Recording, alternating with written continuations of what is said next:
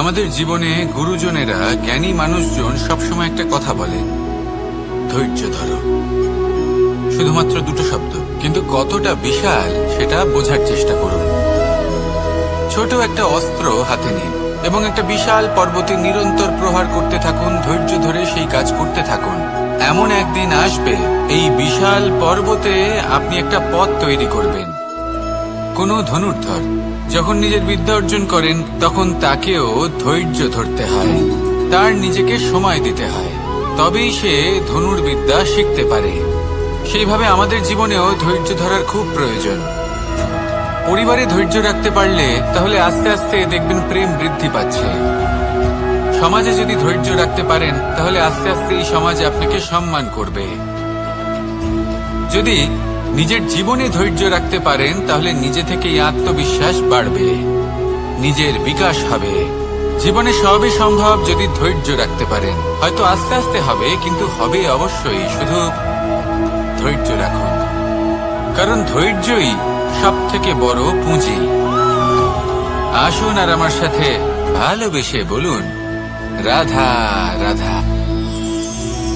আমাদের জীবনে যখনই আমরা কোনো বড় দায়িত্বের সম্মুখীন হই, তখন আমরা তার থেকে দূরে পালাই, আর এই অজুহাত দিই যে না না, এত বেশি ভার বহন করার যোগ্যতা আমার নেই, আমি করতেই পারবো না।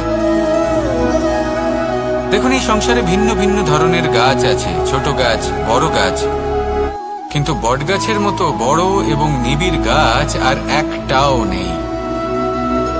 সে নিঃস্বার্থভাবে এই সংসারকে সেবা করে যায়, ছায়া প্রদান করে, শীতলতা প্রদান করে। আর যখন এমন সময় আসে যখন তার ওপর বোঝা অত্যন্ত বেড়ে যায়, সে কিন্তু কোনোভাবেই ভেঙে পড়ে না। তখন সে নিজের নিঃস্বার্থ কর্মের ফল লাভ করে, সেই নিঃস্বার্থ কর্ম যা সে করেছে। তার দেহ থেকে ছোট ছোট ঝুড়ি বার হয় এবং তা কাণ্ডের আকার ধারণ করে। সেই কাণ্ড মাটির কাছে পৌঁছয় এবং তারপর তা বটগাছের সহায়ক হয়ে ওঠে। সে ভেঙে পড়ে যায় না। এইভাবে আপনিও জীবনে নিঃস্বার্থভাবে সবার সেবা করুন, ভালোবাসুন, সবাইকে সাহায্য করুন। যেদিন আপনার ওপর বোঝা অত্যন্ত বেড়ে যাবে, সেদিন এই সব মানুষ আপনাকে সাহায্য করার জন্য আসবেন, আপনার শক্তি হয়ে উঠবেন, আর আপনি বটগাছের মতোই মহান এবং বিশাল হয়ে উঠবেন। আসুন আর আমার সাথে ভালোবেসে বলুন, রাধা রাধা। একটা শব্দ আছে, পরিস্থিতি। অনেক মানুষের মুখে আমরা এই শব্দ শুনি। জীবনে যখন অসফল হই, দুঃখ আসে, সংকট আসে, কোনো বিপদ ঘনিয়ে আসে, তখন সমস্ত দোষ আমরা পরিস্থিতির ওপর চাপিয়ে দিই, আর দেখতে গেলে কোথাও না কোথাও ঠিকই করি। এই পরিস্থিতি প্রত্যেক দিনের মতো পাল্টাতে থাকে, কিন্তু এই দিন, এই রাত, এমন কেউ আছেন যিনি এর উপরেও নিয়ন্ত্রণ সাধন করেন, আর তিনি হলেন সূর্য। ঠিক সেই রকমই আমাদের জীবনেও সূর্য হলো এই মন। যদি এই মনের উপর আমরা নিয়ন্ত্রণ করতে পারি, তাহলে আমরা জীবনকেও নিয়ন্ত্রণ করতে পারবো। প্রথমে এই মনের রাজা হয়ে উঠতে হবে। তাই মনে রাখবেন, যদি মন দুর্বল হয়, তাহলে পরিস্থিতি আমাদের সমস্যা বলে মনে হবে। এই মন যদি স্থির হয়, পরিস্থিতি প্রতিস্পর্ধা বলে মনে হবে। আর এই মন যদি শক্তিশালী হয়ে ওঠে, তাহলে যে কোনো পরিস্থিতি আপনার কাছে একটা সুযোগ মাত্র, এমন এক সুযোগ যাতে অগ্রসর হয়ে আপনি মহান হয়ে উঠতে পারেন। এই মনের শক্তির বৃদ্ধি ঘটান, মহান হয়ে উঠুন, আর আমার সাথে ভালোবেসে বলুন, রাধা রাধা। খুব সুন্দর একটা কাহিনী আছে। একবার এক ব্যক্তি নিজের অসফলতার জন্য ত্রস্ত হয়ে সময় দেবতার তপস্যা করতে বসলেন। উনি তপস্যা করলেন এবং সময় দেবতা প্রসন্ন হলেন, মানুষের রূপ ধারণ করে ওনার সামনে প্রকট হলেন। এবার সেই ব্যক্তি ওনাকে জিজ্ঞেস করলেন যে কি এমন আছে যার জন্য আপনি বারবার জয়ী হন আর আমি চিরকাল পরাজিত হয়ে থাকি? কেন এত পরিশ্রম করা সত্ত্বেও আমি সাফল্য লাভ করতে পারি না? তখন সময় দেবতা উত্তর দিলেন যে দিন হোক বা রাত, ঝড় হোক বা ভূমিকম্প, রোদ হোক বা বৃষ্টি হোক, সময়ের সূত্রপাত হোক বা প্রলয়, আমি থামি না, আমি চলতেই থাকি। আর সেই জন্য যিনি থেমে যান তিনি পরাজিত হন, আর আমি জয়ী হই। এটাই আমাদের শিখতে হবে। জীবনে সবসময় চলতে থাকুন, কখনো থামবেন না। হ্যাঁ, কিছুক্ষণের জন্য বিরতি নিতে পারেন, বিশ্রাম করার জন্য, নিজেকে আরো সশক্ত করে তোলার জন্য, কিন্তু থেমে যাবেন না। নিরন্তর কর্ম করতে থাকুন, পরিশ্রম করতে থাকুন, তবেই এই সংসার আপনাকে মনে রাখবে। আসুন আমার সাথে ভালোবেসে বলুন, রাধা রাধা। মানুষ তার জীবনে দুই ধরনের পরিস্থিতিকে খুব ভয় পায়।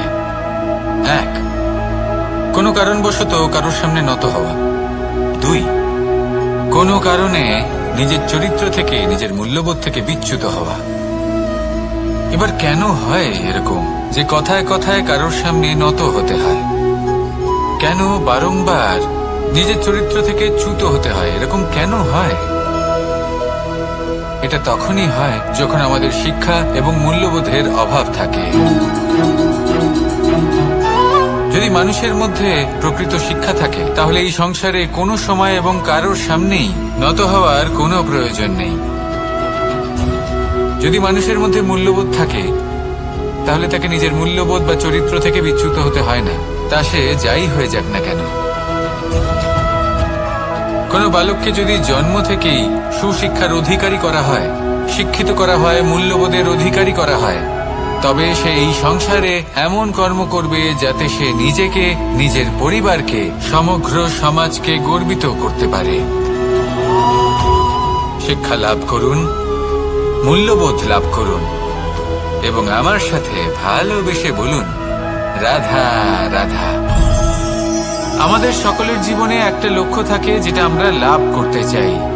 ঠিক যেন একটা প্রতিস্পর্ধা বিদ্যমান যে কে সব থেকে আগে নিজের লক্ষ্যে পৌঁছতে পারবে। আর সেই জন্য আমরা সকলেই খুব তাড়াতাড়ি এগোতে চেষ্টা করি, বড় এবং দীর্ঘ পদক্ষেপ ফেলি, যাতে তাড়াতাড়ি নিজের লক্ষ্যে পৌঁছতে পারি। কিন্তু এক অত্যন্ত গুরুত্বপূর্ণ বিষয় আছে, সবসময় লক্ষ্য সামনে থাকবে না, কখনো কখনো তা খুঁজতে হয়। এই যাত্রা খুব কঠিন হতে পারে, আর ঠিক এই কারণেই সবসময় দ্রুত গতিতে চলা বা তাড়াতাড়ি পথে চলা সেটা আবশ্যক নয়। তার থেকেও বেশি গুরুত্বপূর্ণ হলো ভেবেচিন্তে তারপর পথ চলা। যদি ভেবেচিন্তে পদক্ষেপ ফেলেন, চলতে পারেন, তাহলে সেটাই সর্বশ্রেষ্ঠ পদক্ষেপ। কখন কোন দিকে যেতে হবে, কখন কোথায় দিক পাল্টানো যাবে না, কখন গতি বেশি রাখতে হবে, কখন কম, কখন থামবো, কখন চলবো, এই সব কিছুর বিষয়ে জ্ঞান অত্যন্ত গুরুত্বপূর্ণ এবং ভেবে চিন্তে চলতেই হবে। সেই জন্য শুধু তীব্র গতিতে সামনে এগোলে চলবে না, ভাবনা চিন্তা করে এগোতে হবে। আসুন আমার সাথে ভালোবেসে বলুন, রাধা রাধা। পায়েস হলো আমার বিশেষ প্রিয়। এর মধুর স্বাদ মনকে প্রফুল্ল করে তোলে। ছোটবেলায় মা আমার জন্য পায়েস বানাতেন এবং আমাকে বলতেন যে গরম থাকতে থাকতে খেয়ে নে কানাই, ঠান্ডা হয়ে গেলে ভালো লাগবে না। কিন্তু আমিও দুষ্টু ছিলাম, ঠান্ডা হওয়া পর্যন্ত অপেক্ষা করতাম, আর ঠান্ডা হয়ে যাবার পরে মার কাছে যেতাম আর ওনাকে বলতাম যে মা, পায়েস তো ঠান্ডা হয়ে গেছে, এটা গরম করে দিন। তখন মা হাসতেন আর বলতেন যে পায়েস না হয় আমি আবার গরম করে দেব কানাই, কিন্তু এর মধুর স্বাদ, সেই মিষ্টত্ব, সেই সুবাস, সেটা আবার ফিরে আসবে না। কথাটা সত্যি, আর এই সত্যটাই আমাদেরও জীবনের সত্য। আমাদের জীবনের মধুর সম্পর্কগুলি, এতে যখন কটুভাব প্রবেশ করে, তখন সেই মিষ্টত্ব ফিরিয়ে আনা প্রায় অসম্ভব ব্যাপার হয়ে যায়। আপনি চেষ্টা করে সেই সম্পর্ক ঠিক করতেই পারবেন, তার জন্য অগাধ পরিশ্রম করতে হবে, কিন্তু আবার সেই মিষ্টত্ব কখনো ফিরে আসবে না। সেই জন্য আপনার জীবনের যে মধুর সম্পর্ক আছে, যতটা সম্ভব চেষ্টা করুন তাতে মিষ্টত্ব বজায় রাখতে। কটুভাব আসতে দেবেন না। আসুন আর আমার সাথে মধুর স্বরে বলুন, রাধা রাধা। শব্দ, শব্দ আসলে কি? শুধুই কয়েকটি অক্ষরের সমষ্টি, নাকি আমাদের বাণী, এই শব্দ এমন এক শক্তি যা কাউকেই নিজের বশবর্তী করে ফেলতে পারে। শব্দ এমন এক অস্ত্র যা কাউকে ক্ষত বিক্ষত করে দিতে পারে। এই শব্দ হলো একটি নাদ স্বরূপ যা কোনো ঘুমন্ত ব্যক্তিকেও জাগিয়ে তুলতে পারে এবং নিজের লক্ষ্যের দিকে অগ্রসর করতে পারে। শব্দে এত শক্তি আছে যে কারোর মনে এতটা আঘাত দিতে পারে যে সে হয়তো জীবনে আর কখনো এগোতেই পারল না। তাহলে এই শব্দের প্রয়োগ খুব ভেবেচিন্তে করবেন। এবং এই শব্দের মতোই হলো নীরবতা। অনেক সময় এই নীরবতা আমাদের সহায়ক হয়ে ওঠে। অনেক সময় এটা আমাদের অনুশোচনাকে অনেক বেশি বাড়িয়ে তুলতে পারে। ভীষ্ম পিতামহ, অঙ্গরাজ কর্ণ যখন দ্রৌপদীর বস্ত্রহরণ হচ্ছিল তখন এনারা নীরব ছিলেন। দুর্যোধনের বিরোধিতা করেননি, ওকে বাধা দেননি। আর তারপর কি হলো সেটা আপনারা সকলে জানেন। দেখতে গেলে নীরবতা চুপ করে থাকা, কিন্তু যদি কোনো দুষ্টের সামনে চুপ করে থাকেন, যদি তার বিরোধিতা না করতে পারেন, তাহলে এই নীরবতাই অনেক বড় পাপের আকার ধারণ করে। মনে রাখবেন আর আমার সাথে ভালোবেসে বলবেন, রাধা রাধা। আভূষণ, কার না ভালো লাগে এই আভূষণ? আমরা পরিশ্রম করি, ধন অর্জন করি আর আভূষণ কিনে থাকি, কখনো নিজের জন্য, কখনো বা তাদের জন্য যাকে আমরা ভালোবাসি, বা তাদের জন্য যাকে আমরা সম্মান করি। হয়তো সেই জন্যই সীতা চূড়ামণি ধারণ করেছিলেন এবং আমি সামন্তকমণি। কিন্তু এটাই কি সেই প্রকৃত আভূষণ যা আপনার মূল্য বৃদ্ধি করে? না। শ্রীরামের আভূষণ হলো ওনার নম্র ভদ্র ব্যবহার। মাতা সীতার আভূষণ হলো ওনার সততা, ওনার নিষ্ঠা, ওনার ত্যাগ। অর্জুনের আভূষণ ছিল ওনার একাগ্রতা। রাধার আভূষণ ওনার প্রেম। এই আভূষণ কোথাও নেই, আপনার মনে আছে। যদি আপনার মনে মিষ্টতা থাকে, তা শান্ত হয়, তাতে সততা থাকে, নিষ্ঠা থাকে এবং প্রেম থাকে, তাহলে আপনার অন্য আর কোনো আভূষণের কোনো প্রয়োজন নেই। আপনি যতই ভিড়ের মাঝে থাকুন, আপনার ঔজ্জ্বল্য চোখে পড়বে। আসুন আর আমার সাথে ভালোবেসে বলুন, রাধা রাধা।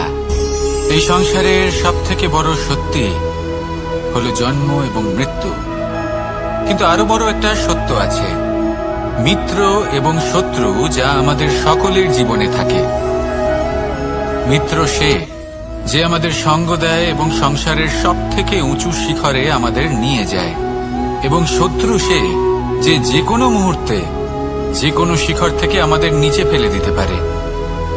এবার বিচিত্র ব্যাপার হলো এটাই যে আমরা নিজেরাই এদের সাথে নিয়ে চলি, নিজেরাই এদের পালন করি। তা কি করে? প্রথমে বুঝুন এই মিত্র এবং শত্রু কারা। আপনার নিজের মন, আর কেউ নয়। এই মনই হলো মিত্র যখন তাতে ভারসাম্য বজায় থাকে, তা নিয়ন্ত্রিত থাকে, তা পবিত্র হয়। কিন্তু যদি এই মন অনিয়ন্ত্রিত হয়ে পড়ে, যদি আপনাকে সে নিয়ন্ত্রণ করতে শুরু করে, তখন সেই আপনার সব থেকে বড় শত্রু হয়। সেই জন্য এই মনের ওপর নিয়ন্ত্রণ রাখতে শিখুন, এতে ভারসাম্য বজায় রাখতে শিখুন। তাহলে আপনি এমন এক বন্ধুকে পাবেন যে আপনাকে এই সংসারের শিখরে পৌঁছে দেবে। আসুন আমার সাথে ভালোবেসে বলুন, রাধা রাধা। ঈশ্বর আসলে কে? সংসারের বেশিরভাগ মানুষের কাছে ঈশ্বর হলেন এই সংসারের রচয়িতা, পালনকর্তা। কারোর কাছে উনি জ্ঞাতা, কারোর কাছে উনি হলেন আস্থার প্রতীক, আবার কারোর জন্য শুধুমাত্র অন্ধ বিশ্বাস। কিন্তু এই ঈশ্বর কি কোনো শরীর, নাকি একটা বোধ, নাকি শুধুই শ্রদ্ধা? ঈশ্বর হলেন তিনি যিনি হলেন আপনার ইষ্ট। সেই জন্যই তো গুরু, মাতা, পিতা এনাদেরও ঈশ্বরই বলা হয়েছে। যাদেরকে আমরা ঈশ্বর বলে মনে করি, যারা আমাদের ইষ্ট, তারা আমাদের একটি পথ দেখান, একটি দিকে চালিত করেন। সেই পথে চলে আপনি শুভ কর্ম করতে পারেন। আর যখন কোনো ব্যক্তি তার ঈশ্বরের আদেশ পালন করেন তখন সে নিজে থেকেই শুভ পথে অগ্রসর হয়ে যান। বেশ কয়েকজন মানুষ ঈশ্বরের উপর আস্থা রাখেন এবং ভাবেন যে অনুচিত কোনো কাজ করা উচিত নয়, ঈশ্বর দেখছেন। ওনারা ভয় পান যে কোনো অনুচিত কর্ম করলে কে জানে তার পরিণাম কি হবে। এমন অনেক ব্যক্তি রয়েছেন যারা ঈশ্বরকে বিশ্বাস করেন এবং জানেন যে ঈশ্বর তাদেরকে দেখছেন, তাই যে যে শুভ কর্ম ওনারা করেছেন তার ফল তারা অবশ্যই পাবেন। এবার আপনি ভয় পেয়ে ঈশ্বরকে বিশ্বাস করবেন নাকি বিশ্বাসের দ্বারা ঈশ্বরকে বিশ্বাস করবেন, সেই সিদ্ধান্ত আপনারই। কিন্তু হ্যাঁ, যদি আপনার মনে ঈশ্বরের জন্য কোনো স্থান থাকে, যদি আপনার কোনো ইষ্ট থাকেন, যদি আপনি কাউকে ঈশ্বর মনে করেন যার প্রত্যেক আদেশ আপনি পালন করে থাকেন, তাহলে বলি ঈশ্বর কখনো আপনাকে অনুচিত পথে চালিত করবেন না। আসুন আমার সাথে ভালোবেসে বলুন, রাধা রাধা। এই সংসারে ভিন্ন ভিন্ন ধরনের গাছ আছে, অসংখ্য ধরনের প্রজাতি আছে। কিছু গাছ পাতা দিয়ে থাকে, কিছু ফুল, কিছু ফল। কেউ ছায়া প্রদান করে, কেউ শীতলতা প্রদান করে, কেউ নিজেকে খুব কষ্ট দিয়ে এই সংসারের বিকাশে সহায়ক হয়ে ওঠে। কিন্তু এই সবার মধ্যে একটা বিষয় কিন্তু সমান,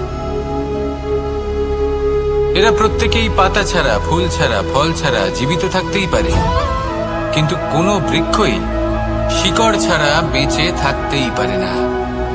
এটাই হলো রাধার। ঠিক সেইভাবেই আমাদের জীবনে শক্তি হোক, ধন হোক বা সাফল্য হোক, আমাদের পরিবারের প্রসন্নতাই হোক, এই সব কিছুর আধার হলো, সবকিছুর মূল হলো পরিশ্রম। তাই জীবনে চিরকাল পরিশ্রম করতে থাকুন। যদি আপনি জীবনে মহান হবার পথে অগ্রসর হতে চান, তাহলে পরিশ্রম করুন। এই পরিশ্রম দ্বারাই নিজের পরিবারকে প্রসন্ন করুন, নিজের বন্ধুদের প্রসন্ন করুন, এই সমাজকে গর্বিত করুন। আসুন আমার সাথে ভালোবেসে বলুন, রাধা রাধা। কখনো কোনো বাগানের কোনো বৃক্ষকে দেখেছেন যেখানে সুগন্ধি ফুল থাকে, রসালো ফল থাকে? তখন মন প্রফুল্ল হয়ে ওঠে, মন থেকে সেই বৃক্ষের প্রতি ভালোবাসা জন্মায়।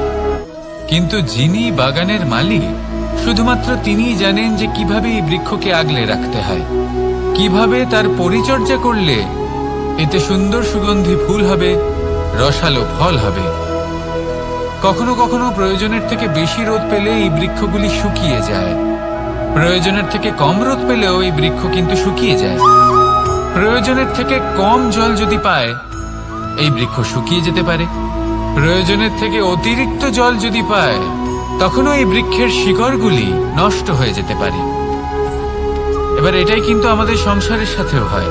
আমাদের সংসারের সকল প্রতিভাশালী ব্যক্তি, যেমন লেখক, বিচারক, প্রবক্তা, যোদ্ধা, এদের সবার ক্ষেত্রে এই কথাটাই প্রযোজ্য। যদি বেশি প্রশংসা করা হয়, তাহলেও এরা হারিয়ে যাবেন। প্রয়োজনের থেকে বেশি যদি নিন্দা করা হয়, তখনও তারা নত হয়ে পড়বেন।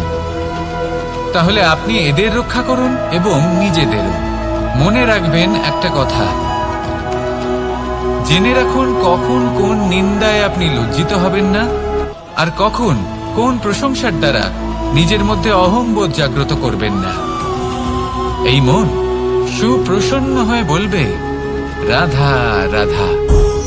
যদি আমি কোনো বনে যাই, কোনো নির্জন বনে, সেই বনের বিষয়ে, সেই পথের বিষয়ে, গাছপালার বিষয়ে, পশুপক্ষীর বিষয়ে আমার যদি কোনো জ্ঞান না থাকে, সেই বনের ক্ষুদ্র থেকে ক্ষুদ্রতর অংশের বিষয়ে যদি আমার কোনো জ্ঞান না থাকে, তাহলে হতেই পারে সেই বনে কোথাও আমি হারিয়ে যাব।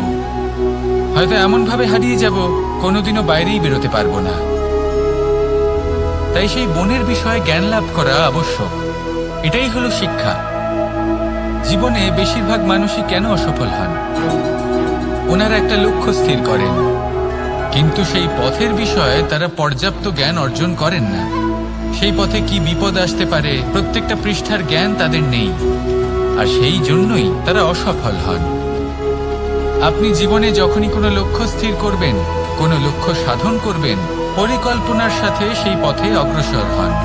সেই পথকে বোঝার চেষ্টা করুন, সেই পথের বিপদ সম্পর্কে জ্ঞান লাভ করুন, সবকিছু জানার চেষ্টা করুন, অজানা তথ্য আহরণ করুন, আর তারপর সেই লক্ষ্যের প্রতি নিজেকে সমর্পিত করুন। তবেই আপনি সাফল্য লাভ করবেন। আর এই মন প্রসন্ন হয়ে বলবে, রাধা রাধা। আপনি নিশ্চয়ই কখনো অনুভব করেছেন, যদি কোনো নির্মল ব্যক্তির কাছে গিয়ে বসেন তাহলে মনে নির্মল অনুভূতি হয়, এই মন শান্ত হয়ে যায়। সেইখানেই কোনো দুশ্চরিত্র মানুষের কাছে গিয়ে বসলে এই মন বিচলিত হয়ে যায়। কারণটা কি? কারণ যে ব্যক্তি নির্মল মনের, তিনি সবার মধ্যে নির্মলতা ছড়িয়ে দেন। আমাদের অন্তরে যা থাকে আমরা সেটাই সবার মধ্যে বিতরণ করি। যদি আপনি এই সংসারে শুভ বোধ ছড়িয়ে দিতে চান, তাহলে প্রথমে শুভ গ্রহণ করুন, তা অর্জন করুন। এই সংসারে জ্ঞানের শক্তি লাভ করুন, আর সেই জ্ঞানের শক্তি সংসারে বিতরণ করুন। শান্তি এবং সন্তোষ প্রদান করুন, কারণ যেমন বীজ এই সংসারে বপন করবেন তেমনই ফল আপনি লাভ করবেন। যেমন দেবেন তেমন ফিরেও পাবেন। এই সংসারে জ্ঞান প্রদান করুন, শান্তি প্রদান করুন, সন্তুষ্টি প্রদান করুন। এই সংসারে ভালোবাসা বিতরণ করুন, আর এই প্রেম ভাব নিয়েই বলুন, রাধা রাধা। এই সংসারে দুই ধরনের মানুষ দেখা যায়, এক সরল, দুই জটিল। এবার এই যে সরল ব্যক্তি থাকে তাদের এই সমাজ দুর্বল মনে করে। এমনিতে দেখতে গেলে জলও সরল, বায়ুও সরল। ওনারা যেদিকে চাইবেন প্রবাহিত হতে পারেন, এনাদের যে আকার দেবেন সেটাই ধারণ করবেন। কিন্তু এরা বাস্তব রূপ ধারণ করলে তখন কি হয়? এই জল এমন এক ধারায় পরিণত হয় যে অনেক বড় বড় পাথরকে খণ্ডিত করে দিতে পারে। এই বায়ু এমন এক চক্রবাতে পরিণত হয় যা সংসারে বিনাশ ডেকে আনে। তাই যে ব্যক্তি সরল, তার সরলতাকে সম্মান করুন।